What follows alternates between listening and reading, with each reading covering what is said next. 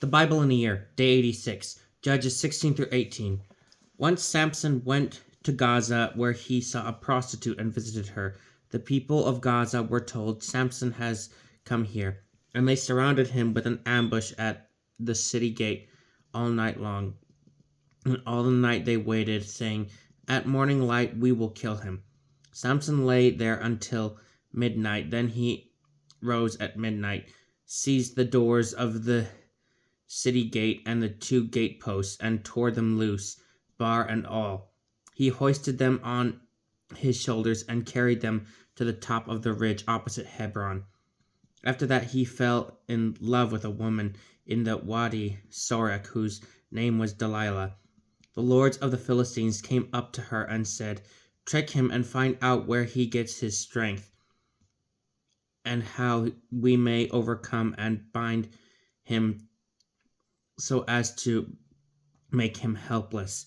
Then for our part we will give you 1,100 pieces of silver." So Delilah said to Samson, "Tell me where you get your strength and how you may be bound so as to be made helpless." "If they bind me with 7 fresh bowstrings that have not dried," Samson answered her, "I shall grow weaker and be like everyone else." So the lords of the Philistines brought her 7 fresh bowstrings that had not dried, and she bound him with them. She had men lying in wait in the room, and she said to them, "The Philistines are upon you, Samson." But he snapped the bowstrings as a thread of tow is snapped by a whiff of flame, and his strength remained unexplained. Delilah said to Samson, "You have mocked me and told me lies. Now tell me how you may be bound." "If they bind me tight with new ropes, with which no work has been done," he answered her, "I shall grow weaker and be like everyone else." So Delilah took new ropes and bound him with them. Then she said to him, "The Philistines are upon you, Samson," for there were men lying in wait in the room. But he snapped the ropes off his arms like thread. Delilah said to Samson again, "Up to now you have mocked me and told me lies. Tell me how you may be bound." He said to her, If you weave the 7 locks of my hair into the web and fasten them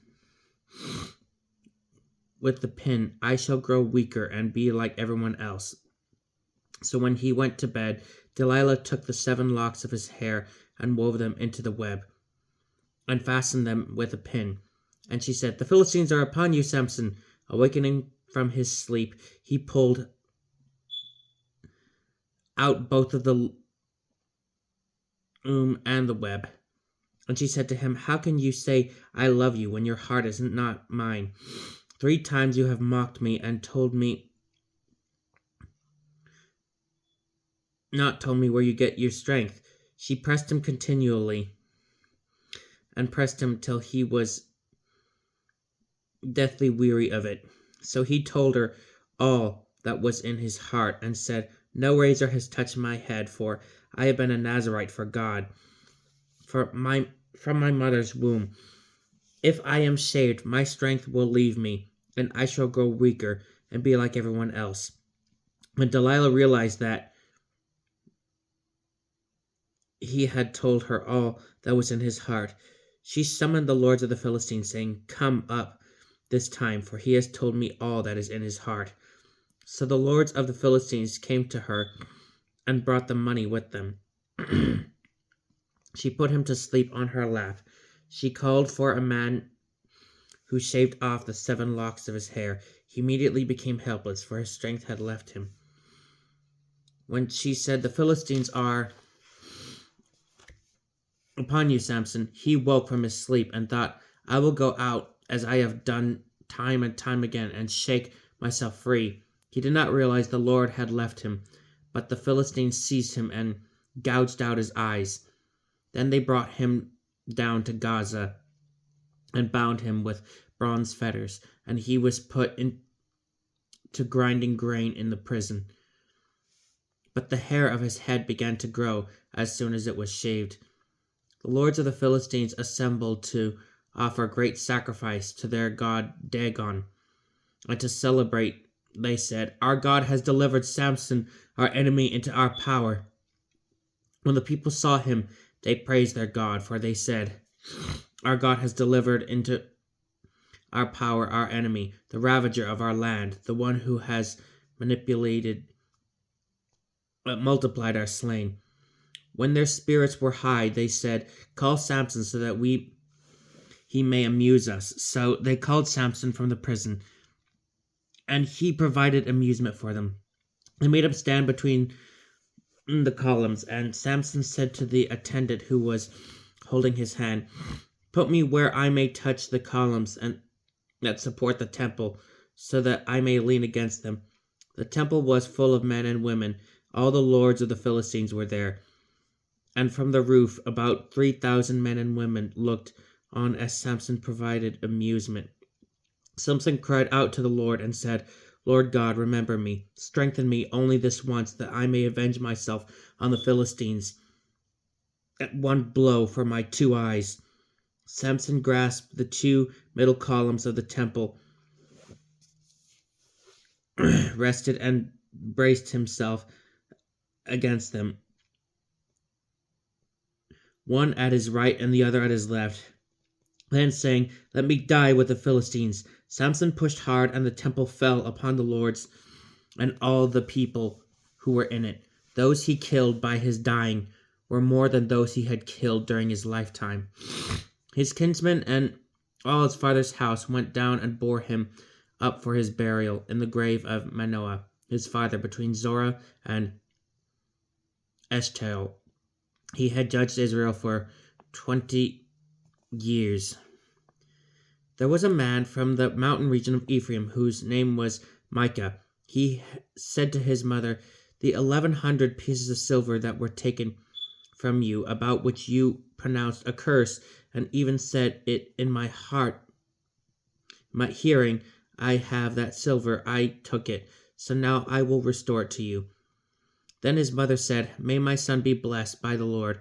When he restored the 1,100 pieces of silver to his mother, he said, "I consecrate the silver to the Lord from my own hand on behalf of my son, to make an idol overlaid with silver." So when he restored the silver to his mother, she took 200 pieces and gave them to the silversmith, who made them an idol overlaid with silver. So it remained in the house of Micah. The man Micah had a shrine, and he made it an ephod and teraphim, and installed one of his sons, who became his priest. In those days there was no king in Israel. Everyone did what was right in their own eyes. There was a young man from Bethlehem of Judah, from a clan of Judah. He was a Levite residing there. The man set out over the city, Bethlehem of Judah, to take up residence wherever he could find a place. On his journey he came into the mountain region of Ephraim, as far as the house of Micah. "Where do you come from?" Micah asked him. He answered him, "I am a Levite from Bethlehem in Judah, and I am on my way to take up residence wherever I can find a place." "Stay with me," Micah said to him. Be father and priest to me, and I will give you 10 silver pieces a year, a set of garments for your living." He pressed the Levite, and he agreed to stay with the man. The young man became like one of his own sons. Micah installed the Levite, and the young man became his priest, remaining in the house of Micah. Then Micah said, "Now I know the Lord will prosper me, since I have a Levite as my priest." In those days there was no king in Israel. In those days the tribe of the Danites were in search of a heritage to dwell in, for up to that time no heritage had been allotted to them among the tribes of Israel. So the Danites set from their clans 5 powerful men of Zorah and Eshtaol to reconnoiter the land and scout it. "Go scout the land where they were told. They went into the mountain region of Ephraim, and they spent the night there. While they were near the house of Micah, they recognized the voice of a young Levite. So they turned aside. They asked him, "Who brought you here? What are you doing here? What is your interest here?" "This is what Micah has done for me," he replied to them. "He has hired me, and I have become his priest." They said to him, "Consult God so that we may know whether the journey we are making will lead to success." The priest said to them, "Go in peace. The journey you are making is under the eye of God." So the 5 men went on and came to Laish. They saw the people there living securely, and after the manner of the Sidonians, quiet and trusting, with no lack of any natural resource. They were distant from the Sidonians and had no dealings with the Arameans. When the 5 returned to their kin in Zorah and Eshtaol, they were asked, "What do you have to report?" They replied, "Come, let us attack them, for we have seen the land, and it is very good. Are you going to hesitate? Do not be slow to go in and take possession of the land.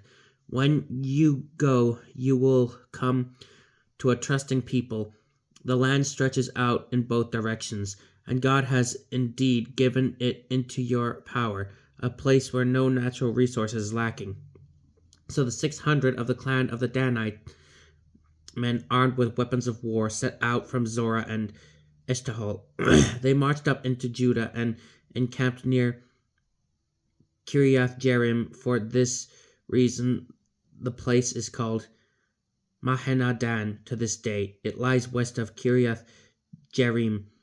From there they pressed on into the mountain region of Ephraim and came to the house of Micah.